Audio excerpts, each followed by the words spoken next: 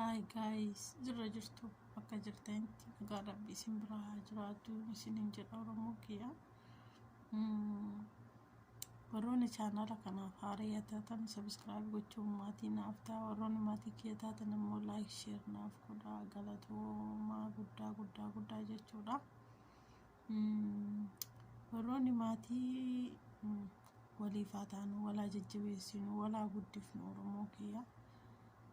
Video le waliif haa laallu akkasii xiqqoo amma dalagaan natti jabaatte amma gaa illaaffatti inshallah akkasii isiniin jedha Oromoo koo walaa jajjabeessinu waliin haa dhaabbannu isiniin jedha.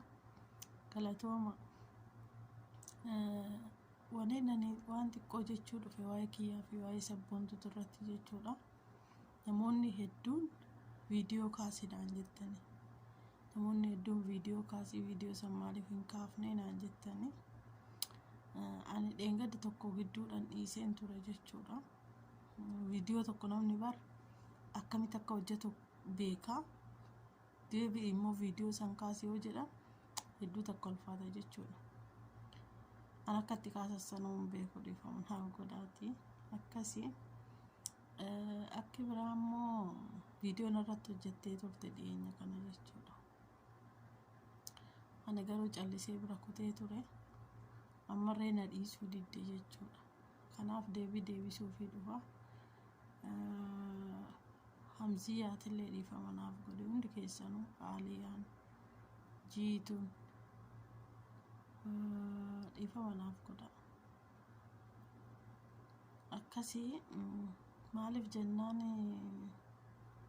dheengadda maallaan jetti seetan jetti yoo haasoftuu naan jetti. Ani xiqqoo dhalootumaan beektani.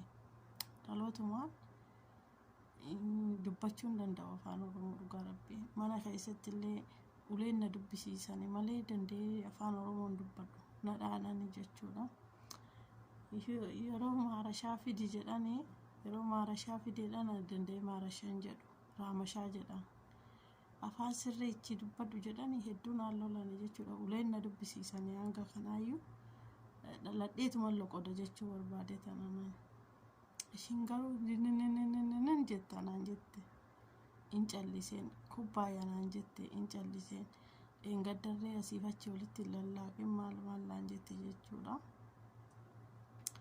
Ani amala koo keessaa nama arrabsuun wallaahi summa wallaahi wanni akka nama arrabsuu jibbuun qabu. Hedduu takka nama arrabsuu nin jibba. Garuu otoo nama sana argadhee keessi kiyya osoo amma fee na gubateeyyuu jechuudha. Wallaahi arrabsee nama baafachuu hin danda'u. Oduun deeyyuu jechuudha. Yeroon biyya jiru akkam godha seetanii mana keenya biraan darbanii lagni waraabama. Mana barumsatittis naa tuqanii bakka feetti waan feenaanaa jedhanii ulee cabsee kaabii jala godhadhee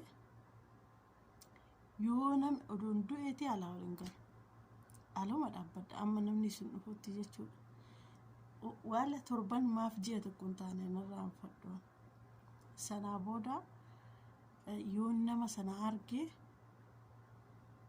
ulee koo kaabii jala dhokkadhee jira. Ni caccabsee ulee sana irra katti caccabsee tumee galaa dhufanii na himatanii na abaaranii jechuudha.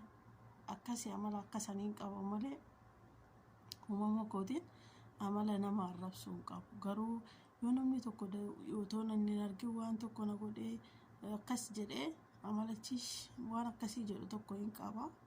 Garuu amala akkasii jedhanii nama arrabsan barreessuu illee hin danda'u. Wallaalaatee barreessuu illee hin danda'u, dubbachuu illee hin danda'u. Nama arrabsuu jireenya koo keessatti hin fedhan. Akkasii gaa nama tumee ajaatiyya namarraa baafachuun barbaada jechuudha. Sii godhan irraanfate sabboontu. Guyyaa takka Oromiyaatti gallee yoo ol argine daalacheechi lafa si kaan irraanfate. Akkasii akki biraa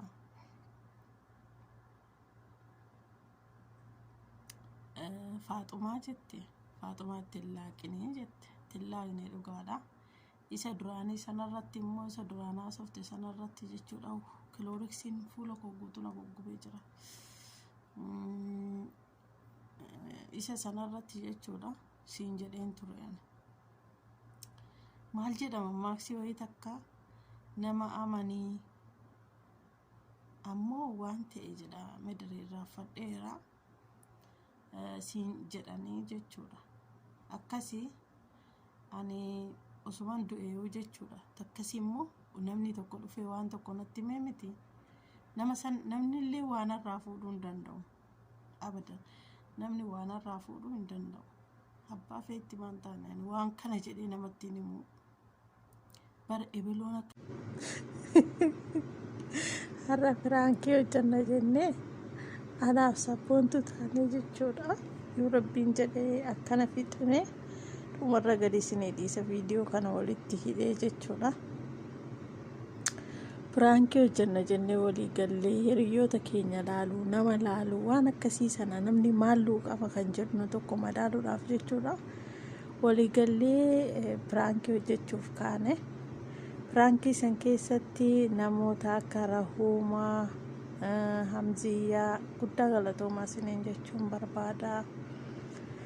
Jiituu Aaliyaanarree kana Faaxumaatiin akka gaafachaa turte qubuma wal qabnaa. Jara kana waan inni dogongoreen qabnatti fakkaatu. Jara kaan immoo gaaburu laallaa itti fufa boru viidiyoon sabboontuu biraay. Har'aani kun sa'aatii 10 keessatti view 50 argate. Laayikii 18 argadde koomentiin illee 16tu jira. Akkasitti gaa uummanni kun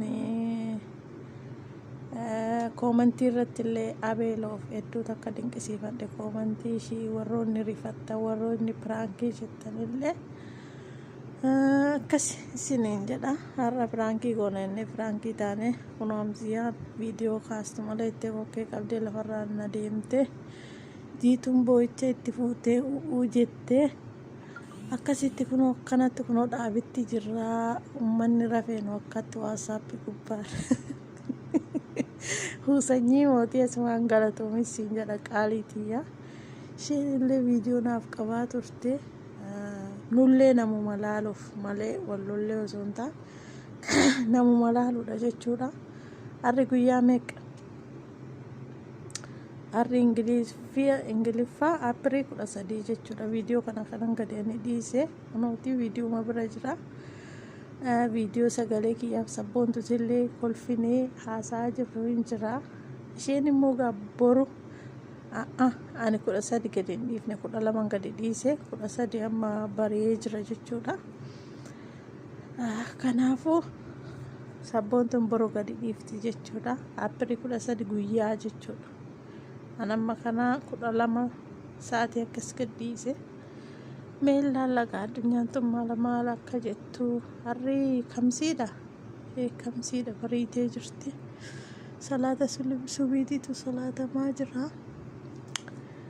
Nama gingilchuuf goona namni hunduu siin jaalanna jedhaa miti. Nama sana cuunfuudhaaf itti seenne jechuudha. Imalli keenya yoo namoonni hedduun qalbii nutti cabanii maalluun jedhan laalle as gabaabsuu dandeenya. Yommuu nuuf mijate piraankiin keenya dheerachuu danda'a.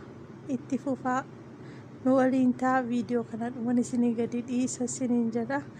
Wanni nama ajaa'ibu keessaa piraankii tana haasaa kiyya keessatti namoonni heddummaa viidiyoo maxxansite naan jedhani. Garuu iskiriina kana kan hojjete sabboontutu hojjetee na erge. Ani ragaa wajjiniin gadi isinii dhiisa. Akkasii gaa sa'aatii 6 jechuudha. 6 nuuf eeyyame dhaabbatichi waan ta'eef sa'aatii 6 akkam goona kan sabboontuu eegganna asiin booda dhumarra jechuudha. Yoo piraankii keenya xumuramne viidiyoo kana isiniif gadi dhiisaa isiniin jedha uummata qashti.